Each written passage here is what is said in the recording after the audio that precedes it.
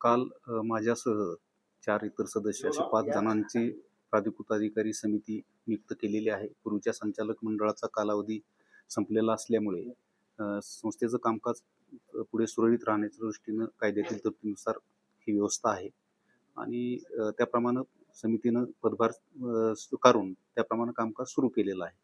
संस्थेची आणि संघाच्या सर्व प्रकल्पाची माहिती घेऊन त्याच्यामध्ये चालू असणारं कामकाज चांगल्या गतीनं आणि चांगल्या पद्धतीत पुढेही चालू राहील या पद्धतीत समिती काम करेल आणि नियमाप्रमाणे निवडणूक प्रक्रिया पार पडून नवनिर्वाचित संचालक मंडळाकडे हा पदभार सोपवला जाईल. पदभार स्वीकारला लाखो उत्पादक या संस्थेअंतर्गत काय नेमकं कशा पद्धतीनं आढावा निश्चितपणानं ही दूध उत्पादकांची संस्था आहे आणि त्यांनीच ते चालवायचे आहे. आम्ही फक्त त्याच्यामध्ये तात्पुरती व्यवस्था म्हणून कायद्यातील तरतुदीनुसार केअरटेकर म्हणून काम करणार आहोत आणि त्याच्यामध्ये आहे या संस्थेचा नावलौकिक पुढेही कायम राहील या दृष्टिकोनातून आमचे प्रयत्न राहतील.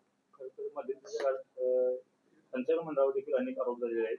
याची चौकशी होणार आहे का या नाही, तो विषय माझ्या संबंधित नाही आहे.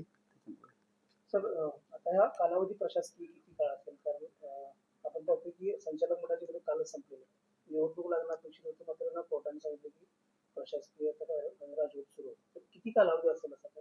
आम्ही निवडणूक प्रक्रियेच्या बाबतीत जी कायदेशीर प्रक्रिया आहे ती तातडीने सुरू करणार आहोत कायदा आणि नियमाप्रमाणे. नवीन धोरणात्मक निर्णय प्रशासकीय समिती घेणार नाही आणि तसं आवश्यकता असेल तर संबंधित ऑथॉरिटी म्हणजेच विभागीय उपनिबंधक आणि सहनिबंधक यांच्या मान्यतेनं तशी काही धोरणं अत्यावश्यक असतील तर त्याबाबत त्यांच्या मान्यतेनं आम्ही ते राबवू. पहिल्यांदाच प्रशासक नेमला गेला आणि तुम्हाला ती संधी देखील मिळाली, काय नेमकं नाही, ही संधी म्हणण्यापेक्षा ही माझ्यावर आणि आमच्या समितीवर सोपवलेली जबाबदारी आहे आणि ती जबाबदारीनंच आम्ही ती पार पाडू. या काळात चौकशी कोणती काय होणार नाही? चौकशी हा प्रशासकीय समितीचा किंवा ह्या प्राधिकृत अधिकारी समितीचा चौकशी हा विषय नाही आहे. दैनंदिन कामकाज सुरळीत चालू ठेवणं हाच याच्या मागचा कायद्यातील भूमिका आहे.